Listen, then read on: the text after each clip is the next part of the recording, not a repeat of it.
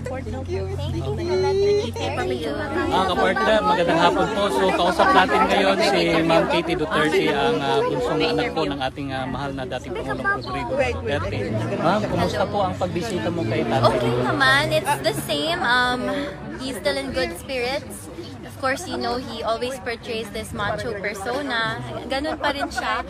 And of course, I started with giving him a massage again.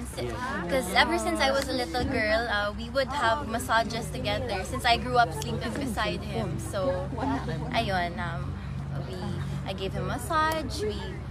We talked about the family, and I talked about Mira, our baby girl, because it's her birthday today. So, yeah, so yes, ma'am, in a week. So yeah, he is happy to, and he asked if there are people still waiting here outside. Pinatanong ni Pastor Apollo Tibuloy kung kumusta si Tatay Digong at sabi ni Pastor kung pwede ka daw magbigay ng update para sa President Duterte is good. He is starting to eat the food that they are giving him there, and ayun, he is ganun pa rin yung macho persona niya, hindi nawawala yun.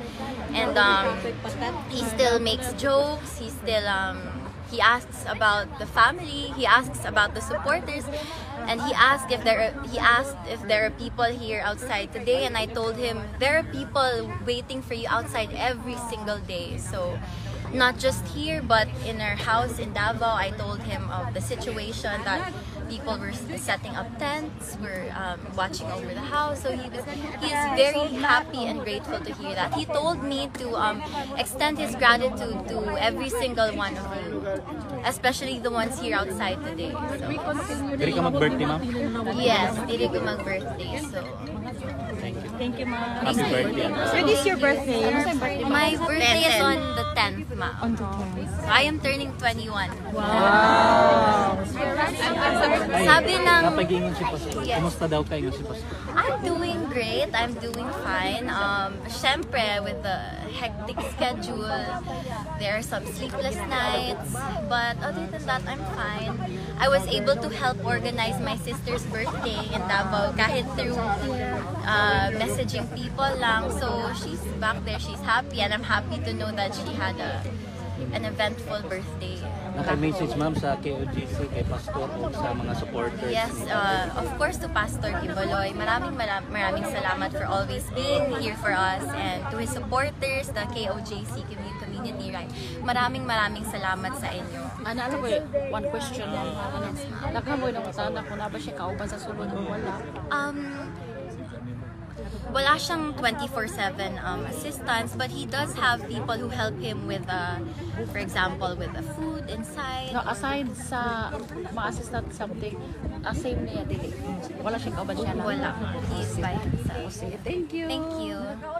Tatay dito bulad Unfortunately, not ma'am. Not bulad, but he told me a while ago he was able to eat fried rice. Fried rice. So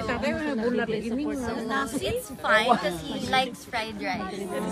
Nag-homeschool, online school ka karon Kate? Yes. Yeah, online sa Ma'am, naay shout out. Yes, sir. Sige, sa mga Walang DD problema. supporters sa Madrid, sa Belgium, o sa UK karong unahon na tong UK, okay lang? Okay, sige. Ang UK mag-meeting di advance sila karon sa peace rally with PDP Laban. UK, this is in UK. Message na to sa sa mga peace rally sa UK. Ang sunod sa Belgium sa Isa-isa ho na to. Okay lang, isa-isa ho? Yes, no Dire problem. lang. So the first one is for the UK. okay, no. Hi to the Filipino communities in the UK. I am Veronica Duterte, the daughter of former President Rodrigo Duterte. I would like to express my heartfelt gratitude to your unwavering support and solidarity that you have shown during this tough time. My family and I are very grateful for all of you, every single one of you, and I hope and I pray that we do not stop until he is home. Maraming salamat sa inyo. Belgium, ma'am. Okay.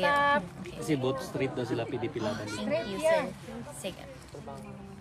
Hi, to the Filipino communities in Belgium. I am Veronica Duterte, daughter of former President Rodrigo Duterte.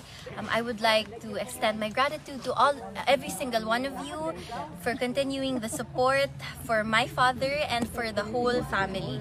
Thank you from my family and I. Maraming salamat sa inyo. Thank you, ma'am. For Norway, please. Yes, ma'am. For Norway, please. Okay, hi, to the Filipino communities in Norway. I am Veronica Duterte, the daughter of former President Rodrigo Duterte. I would like to express my heartfelt gratitude to every single one of you who have been there since day one, throughout my father's political journey and until now. Maraming salamat sa inyo. Thank you. Pahabol, ma'am, ang Madrid, Spain o Barcelona. Madrid. Kadaghan. Sige. So, isa-isaw na to. Madrid. No Spain problem. lang, Spain. Sige, Madrid, Spain. Spain. Okay. O Barcelona. Tinguban na lamang, Barcelona. Okay, so to the Filipino communities in Madrid, Spain, Madrid and Barcelona, to the Filipino communities in Spain, I am Veronica Duterte, daughter of former President Rodrigo Duterte. I would like to express my heartfelt gratitude to every single one of you. And maraming salamat sa unwavering support niyo. Walang tigil na pagsuporta from day one until now. Thank you very much from my family and I. Thank you, ma'am. Sige, ma'am. Hi to the Filipino communities in New York. I am Veronica Duterte, daughter of former President Rodrigo Duterte. I would like to express my heartfelt gratitude to every single one of you who have shown unwavering support for my father and the whole family since day one until now. Maraming salamat sa inyo. Thank you, Ma'am. Thank you. Denmark and Zamboanga del Norte. sige, so, lahi na to. Sorry, are you Bisaya, ma'am? Bisaya. Okay, sige, lahiun na to, ma'am. Sige. So, we'll go for Denmark first. Okay. Hi to the Filipino communities in Denmark. I am Veronica Duterte, daughter of former President Rodrigo Duterte. And I would like to express my heartfelt gratitude to every single one of you who's been there since day one. Thank you for the unwavering support and solidarity. We love you, my family and I. Maraming salamat sa inyo. Zamboanga del Norte. Okay. Last naman, okay lang. Sige. Okay, so to the Filipinos there in Zamboanga del Norte, maraming salamat sa inyong mga kababayan. Salamat sa suporta at pagmahal nyo sa aking ama and sa pamilya namin. Maraming salamat po. Thank you, ma'am. Salamat, ma'am. Picture na lang tayo. Ay, picture, ma'am? Picture ako. Balik-balik na. Picture na lang. Picture na lang.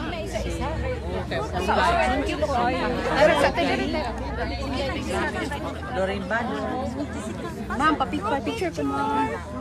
Okay. Wala na pakalit. Group na tayo. Pagaw na tao na si Kitty ka na pinubas. Tinagal pa. Video man din. Picture. Group na tayo na. 200 kilometers. Thank you so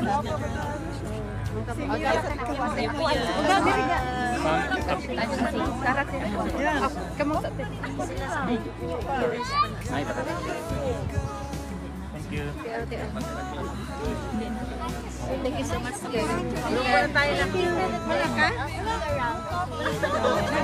Picture. Picture mo na siya. Grupo na lang, picturean tapunan. Sige. Thank you, ma'am. Grupo na.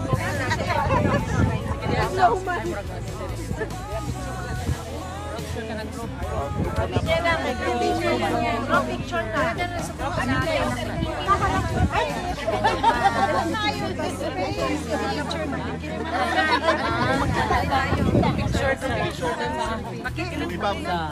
Pwede yung iba baba.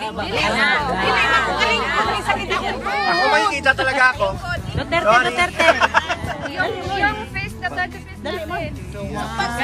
Ayan, sampag na. Kasi para mamahawa sila tanan. So, bago na ito sila tanan. Hawa na. 1, 2, 3. Sa bangag. Yes. Ito sa padulan na to. 1,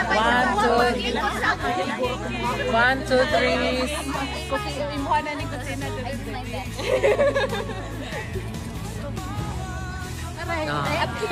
O grab na lang mo sa Thank you. May time.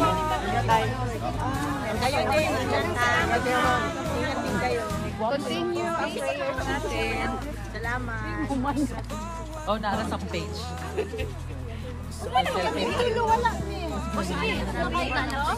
Oh, kita na po dyan eh. Yun ang nakita, ani. Apil ako na.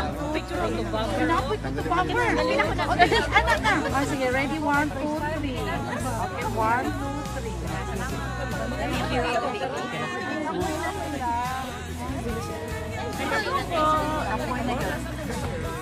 Dili kinami, right? Oo, nagulat. Mao ka nagulat. Stay strong. Stay strong pa rin tayong lahat.